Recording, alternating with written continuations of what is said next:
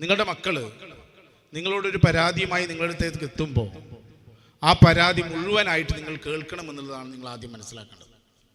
എൻ്റെ അടുത്ത് ഒരു പരാതിയുമായിട്ട് ഒരാൾ സ്റ്റേഷനിലേക്ക് വരുമ്പോൾ ആ പരാതി ഞാൻ മുഴുവൻ കേട്ടാൽ ആർക്കാണോ പരാതി പറയാനുള്ളത് അയാളുടെ പരാതി 50% തീരും. കാരണം ഞങ്ങളുടെ പരാതി ആരും കേൾക്കാനില്ല എന്നുള്ളതാണ് ഞങ്ങളുടെ ഏറ്റവും വലിയ പ്രശ്നം എന്നുള്ളത്.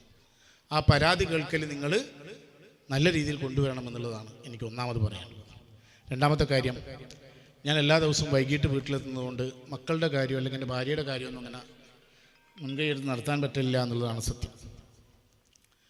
ഒരു ദിവസം ഒരു രാത്രി, ഞായറാഴ്ച ഒരു രാത്രി ഒരു 8:30 മണിക്ക് എൻ്റെ മകള് വീഡിയോ കോൺഫറൻസിൽ അവളുടെ കൂട്ടുകാരോടും അവളുടെ ടീച്ചേഴ്സിനോടും സംസാരിച്ചുകൊണ്ടേയിരിക്കുന്നുണ്ട്.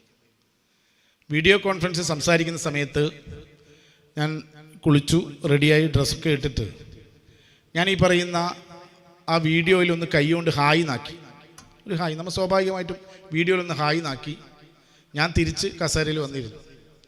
ഒരു 2 മിനിറ്റിന് ശേഷം എൻ്റെ മകൾ ഈ മൊബൈൽ ഫോൺ എടുത്തു കൊണ്ടുവന്ന് സ്വിച്ച് ഓഫ് ചെയ്തിട്ട് എന്നോട് പറഞ്ഞു, ഇനി എനിക്ക് വീഡിയോ കോൺഫറൻസും വേണ്ട, ഒന്നും വേണ്ട എന്ന്. ഞാൻ ചോദിച്ചു, എന്താ മോളെ, എന്താ പ്രശ്നം എന്ന് ചോദിച്ചു. പറഞ്ഞു, അച്ഛൻ ഇങ്ങനെ വീഡിയോയിൽ വന്നിട്ട് ഹായ് നാക്കിയത് എന്തിനാന്ന് ചോദിച്ചു. ഞാൻ പറഞ്ഞു, നിൻ്റെ കൂട്ടുകാരല്ലേ, അപ്പോൾ എല്ലാവരും അച്ഛനൊന്ന് കണ്ടോട്ടെ എന്ന് വിചാരിച്ചാക്കിയതാ, അത് ശരിയല്ല. ഞാൻ പറഞ്ഞു, എന്ത് ശരിയല്ല, അതിൽ അധ്യാപകരുണ്ടായില്ലേ? ഞാൻ പറഞ്ഞു, എത്ര അധ്യാപകരുണ്ടായിരുന്നു? 11 അധ്യാപകരുണ്ടായില്ലേ? ഞാൻ ഉണ്ടായിക്കോട്ടെ, അതിനെന്താ, നിൻ്റെ അച്ഛനെന്ന നിലക്കാണ് ഞാൻ ഹായ് നാക്കിയത്, തെറ്റാണെന്ന് എനിക്കിപ്പോൾ പോലും തോന്നുന്നില്ല. അപ്പം എൻ്റെ മകൾ ഒരുപാട് പ്രാവശ്യം ഇത് പറഞ്ഞുകൊണ്ടേ ഇരിക്കുന്നുണ്ട്, അച്ഛൻ ചെയ്തത് തെറ്റാണ്, അത് ശരിയല്ല. അവസാനം ഞാൻ പറഞ്ഞു, ഓക്കെ, അച്ഛൻ പറഞ്ഞത് തെറ്റാണ്, അല്ലെങ്കിൽ അച്ഛൻ ഹായ് എന്ന് പറഞ്ഞത് തെറ്റാണ് എന്ന് പറഞ്ഞിട്ട് ഞാൻ മിണ്ടാതിരുന്നു. കുറേ കഴിഞ്ഞിട്ട് ഞാൻ മകളെടുത്ത് വീണ്ടും പോയി ചോദിച്ചു, അച്ഛൻ ചെയ്ത തെറ്റെന്താ? അപ്പം എൻ്റെ മകൾ പറഞ്ഞത്, അച്ഛൻ ഹായ് ആക്കുന്നതിലൊന്നും എനിക്ക് കുഴപ്പമില്ല, അച്ഛനൊന്ന് ചിരിച്ച് ഹായ് ആക്കുന്നതിലൊന്നും എനിക്കൊരു കുഴപ്പമില്ല, പക്ഷേ അച്ഛൻ ഒരുപാട് തടിയുണ്ട്. ഈ വീഡിയോയിൽ വന്നിട്ട് ഹായ് നാക്കുമ്പോൾ ബാക്കിയുള്ള എൻ്റെ സുഹൃത്തുക്കളൊക്കെ അച്ഛനെ കണ്ടു, അധ്യാപകർ അച്ഛനെ കണ്ടു, അതെനിക്ക് കുറച്ചലാണ്, അതെനിക്ക് ആകെ സങ്കടമായി. ഇനി നാളെ മുതൽ അവർ തടിയൻ്റെ മകളെ എന്നൊക്കെ പറഞ്ഞ് എന്നെ മോശമായി പറയും എന്നൊക്കെ പറഞ്ഞു. സത്യം പറഞ്ഞാൽ അന്ന് രാത്രി ഞാൻ ഉറങ്ങിയിട്ടില്ല എന്നുള്ളതാണ് സത്യം. കാരണം എൻ്റെ സ്വന്തം മകള്, എൻ്റെ രക്തത്തിൽ പിറന്ന, അല്ലെങ്കിൽ അല്ലേ, അങ്ങനെയുള്ള എൻ്റെ മകള് എന്നോട് പറയുന്ന അച്ഛൻ തടിയനാണ്, അതുകൊണ്ട് ആ വീഡിയോയിൽ പോലും അച്ഛൻ വരാൻ പാടില്ല എന്നുള്ളതാണ് എൻ്റെ മകളുടെ കാര്യം എന്നുള്ളത്. രാത്രി കിടക്കാൻ നേരം ഞാൻ എൻ്റെ ഭാര്യയുടെ അടുത്ത് പറഞ്ഞു, ഇടീ മകൾ ഇങ്ങനെ പറഞ്ഞിട്ടുണ്ട്. എൻ്റെ ഭാര്യ അത്രയൊന്നും വലിയ കാര്യമാക്കിയില്ല. ഭാര്യ എൻ്റെ അടുത്ത് പറഞ്ഞു, നാളെ മുതൽ ജിമ്മിൽ പോകാൻ തുടങ്ങിക്കോ, കുറച്ച് തടിയൊക്കെ ഒന്ന് ലെവലായിക്കോ, മകൾ അങ്ങനെ പറയുന്നുണ്ടെങ്കിൽ അത് ചെയ്യുന്നതായിരിക്കും നല്ലത്. രാവിലെ 5:45 വീട്ടിൽ നിന്ന് ഇറങ്ങണം ഇവിടെ ഡ്യൂട്ടിക്ക് വേണ്ടി. ഇവിടെ നിന്ന് വീട്ടിലെത്തുമ്പോൾ 8:30 മണിയാവും. പിന്നെ ഏത് സമയത്ത് നമ്മൾ ജിമ്മിൽ പോകേണ്ടത്? കഴിഞ്ഞ 4 വർഷമായിട്ട് ജിമ്മും കാര്യങ്ങളൊന്നും നമുക്ക് ചിന്തിക്കാൻ പറ്റില്ല, വിട്ടേക്ക്. കുറേ ദിവസം കഴിഞ്ഞ് വീണ്ടും ഒരു രാത്രി ഇവളുടെ വീഡിയോ കോൺഫറൻസ് നടക്കുന്നുണ്ട്. ഞാൻ ആ വീഡിയോൻ്റെ അടുത്ത് നിന്നല്ല, അവളുടെ അടുത്തു കൂടെ പോവാതെ മെല്ലെ സൈഡിലേക്ക് പോയി കുളിച്ച് റെഡിയായി താഴെ പോയിരുന്നു. കുറേ കഴിഞ്ഞ് എൻ്റെ മകൾ വന്നിട്ട് എൻ്റെ അടുത്ത് പറഞ്ഞു, അച്ഛാ, അടുത്ത വെള്ളിയാഴ്ച ഉച്ചയ്ക്ക് 2 മണിക്ക് PTA മീറ്റിംഗ് ഉണ്ട്, അച്ഛൻ എന്തായാലും വരണമെന്ന് പറഞ്ഞു.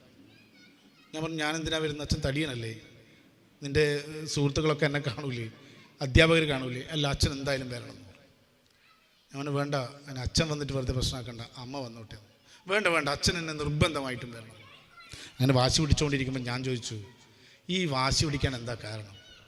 ഒരു പ്രാവശ്യം നീ എൻ്റെ അടുത്ത് പറഞ്ഞു അച്ഛൻ തടിയനാണ്, അതുകൊണ്ട് എൻ്റെ ഫ്രണ്ട്സൊക്കെ കാണുമെന്ന് പറഞ്ഞു. ഇപ്പോൾ പറഞ്ഞു അത് പറ്റില്ല, അച്ഛൻ എന്തായാലും മീറ്റിങ്ങിന് വരണമെന്ന് പറഞ്ഞു. കാരണം എന്താ? അപ്പം എൻ്റെ മകൾ പറഞ്ഞൊരു കാര്യമുണ്ട്, അച്ഛൻ കഴിഞ്ഞ ചൊവ്വാഴ്ച എന്നെ സ്കൂളിൽ കൊണ്ടുവിട്ടില്ലേ? വിട്ടു.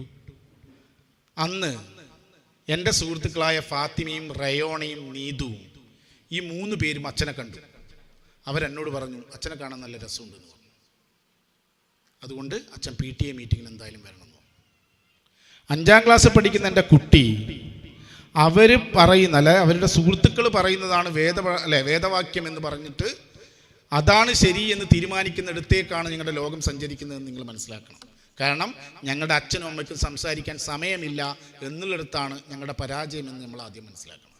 അതുകൊണ്ടാണ് സുഹൃത്തുക്കൾ പറയുന്നതാണ് വേദവാക്യം എന്ന് പറഞ്ഞ് നടക്കുന്ന ആ മക്കളുടെ കാര്യം, അല്ലെങ്കിൽ ആ സുഹൃത്തുക്കളുടെ കാര്യമാണ് അവൾക്ക് വലുത് എന്ന് ഞാൻ മനസ്സിലാക്കുന്നിടത്താണ് എൻ്റെ വിജയം ഞാൻ ആരംഭിക്കുന്നത്. ഇന്ന് എൻ്റെ മകൾ എല്ലാ കാര്യത്തിനും എന്നോട് സംസാരിക്കുന്നുണ്ട്, അവൾ പറയുന്നത് മുഴുവൻ ഞാൻ കേൾക്കുന്നുണ്ട്, അവളുടെ കാര്യത്തിൽ ഞാൻ ഇടപെടുന്നുണ്ട് എങ്കിൽ എൻ്റെ കുടുംബം വിജയിച്ചു എന്ന് ഞാൻ പറയാം. കാരണം അവരെ ശ്രദ്ധിക്കാതിരിക്കുന്നൊരു സമയം ഞങ്ങൾ മാറിപ്പോകുന്നു എന്നുള്ളതാണ്. ഇനി നിങ്ങൾ വേറൊരു കാര്യം കേട്ടോ. ഞാനിവിടെ പോലീസ് സ്റ്റേഷനിലേക്ക് വന്ന ഉടനെ ഒരു പരാതിയുമായിട്ട് ഒരാൾ വരുന്നുണ്ട്. ഒരു ടീച്ചറാണ് വന്നത്. ഏത് സ്കൂളിൽ നിന്ന് ഞാൻ പറയുന്നില്ല.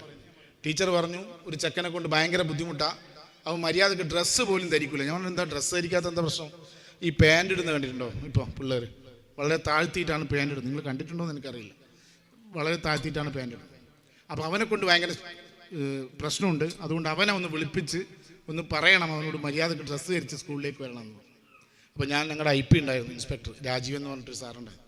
ഞാൻ രാജീവൻ സാറോട് ഇങ്ങനെ പറഞ്ഞു, കാര്യങ്ങളുണ്ട്, അവനെ വിളിപ്പിക്കുമെന്ന് പറഞ്ഞു. അങ്ങനെ ആ കുട്ടിയുടെ ഉപ്പാനോടും സ്റ്റേഷനിലേക്ക് വരാൻ പറഞ്ഞു. ഉപ്പയും കുട്ടിയും സ്റ്റേഷനിൽ കയറി ഒരു 5 മിനിറ്റ് കഴിഞ്ഞോടെ രാജീവൻ സാറ് പറഞ്ഞു രണ്ടാളും പോയിക്കോന്ന് പറഞ്ഞു.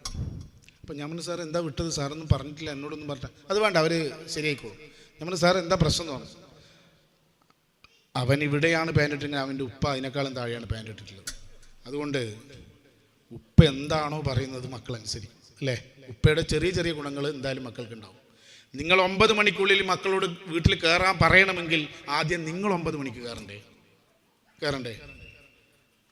നിങ്ങൾ 7 മണിക്ക് കുട്ടികളോട് വീട്ടിൽ കയറണം എന്ന് പറയണമെങ്കിൽ നിങ്ങൾ 7 മണിക്ക് കയറാറുണ്ടോ? ഇല്ല.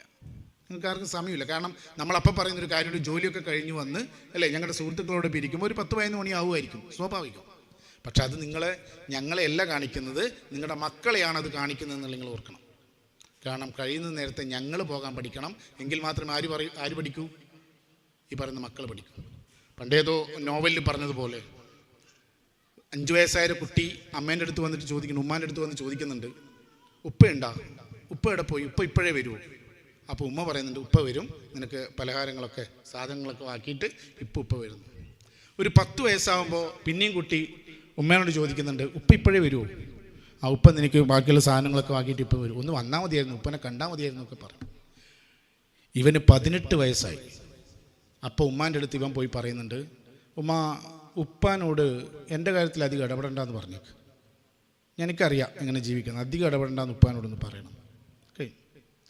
ഒരു 25 വയസ്സാകുമ്പോൾ വീണ്ടും ഇവൻ ഉമ്മാൻ്റെ അടുത്ത് വന്ന് പറയുന്നുണ്ട്, ഉപ്പ ഭയങ്കര ഇടപെടലാണ് കേട്ടോ, ഉപ്പ ഇനി ഇങ്ങോട്ടെന്തെങ്കിലും പറഞ്ഞ് ഞാൻ അങ്ങോട്ട് പറയേണ്ടി വരും, അതുകൊണ്ട് ഉപ്പാനോട് മര്യാദക്ക് അടങ്ങി ഒതുങ്ങി നിൽക്കാൻ പറഞ്ഞു, എൻ്റെ കാര്യത്തിൽ ഇടപെടണം. ഇവനൊരു 35 വയസ്സായി. ഇവൻ ഉമ്മാൻ്റെ അടുത്ത് വന്നിട്ട് പറയുന്നുണ്ട്, ഉപ്പ ഇവിടെ പോയി, ഉപ്പനെ കാണുന്നില്ല, ഉപ്പനൊന്ന് കാണണം തോന്നുന്നുണ്ട്. അപ്പോഴേക്കെന്താ പ്രശ്നം? ഇവന് മക്കളായി. മനസ്സിലായോ നിങ്ങൾ? അതേപോലെയാണ് ഞങ്ങളൊക്കെ ഓരോ മക്കളെയും മനസ്സിലാക്കേണ്ടത്. നിങ്ങളെന്തായിരുന്നോ അതുപോലെയായിരിക്കും നിങ്ങളുടെ മക്കളും, ഒരു സംശയവും വേണ്ട. എൻ്റെ അച്ഛനമ്മക്ക് 4 ആൺമക്കളാണ്, 4ാമത്തെ മകനാണ് ഞാൻ. കുറച്ച് കുരുത്തക്കേടൊക്കെ അധികം ഉണ്ടായിരുന്നു. ഈ 16 വർഷം ഞാൻ പോലീസിന് വന്നപ്പോഴും ഈ പറയുന്ന 40 വയസ്സ് വരെ ഞാൻ ജീവിക്കുമ്പോഴും എൻ്റെ ജീവിതത്തിൽ ഇന്ന് വരെ ഞാൻ ഒരു ലഹരി പദാർത്ഥം പോലും ഉപയോഗിച്ചിട്ടില്ല. എല്ലാവരോടും ചിരിച്ച് സംസാരിക്കുന്ന, ലഹരി പദാർത്ഥങ്ങൾ ഉപയോഗിക്കാത്ത, അറ്റ്ലീസ്റ്റ് എൻ്റെ ജീവിതത്തിൽ ചായ പോലും കുടിക്കാത്തൊരു വ്യക്തിയാണ് ഞാൻ ഇന്നേ വരെ ചായ കുടിച്ചിട്ടില്ല. ചായ ലഹരിയാണോ അല്ലയോ എന്നുള്ളത് കാര്യമൊന്നും എനിക്കറിയില്ല, അത് നിങ്ങൾ ചിന്തിച്ചാൽ മതി. നിങ്ങൾക്ക് ചായ കുടിച്ചില്ലെങ്കിൽ ഒരാൾ പറയുന്നത് കേൾക്കാറുണ്ട്, 4 മണിക്കും 10 മണിക്കൊക്കെ തലവേദന എടുക്കുന്നൊക്കെ പറയാറുണ്ട്. എനിക്കറിയില്ല, ഞാൻ ഇതുവരെ അതിനെക്കുറിച്ച് ചിന്തിച്ചിട്ടില്ല. പക്ഷെ അതിൻ്റെ നേട്ടമുണ്ട് കേട്ടോ. ഞാൻ ഈ വെയിറ്റ് കൂടി നിങ്ങൾ നോക്കണ്ട, എനിക്ക് കൊളസ്ട്രോള്, പ്രഷർ, ഷുഗർ എന്ന് ഈ രോഗങ്ങൾ 3 ഇല്ല. നിങ്ങൾ 6 മാസത്തേക്ക് നോക്കണം, ചെക്ക് ചെയ്യണം. ചെക്ക് ചെയ്യുമ്പോൾ ഇതൊന്നും വരുന്നില്ല. എൻ്റെ ജീവിതത്തിൽ ഈ സമയം, നിങ്ങളോട് സംസാരിക്കുന്ന ഈ സമയം വരെ ഒരു ടാബ്ലറ്റ്, ഒരു ഗുളിക ഞാൻ കഴിച്ചിട്ടില്ല ഈ സമയം വരെ.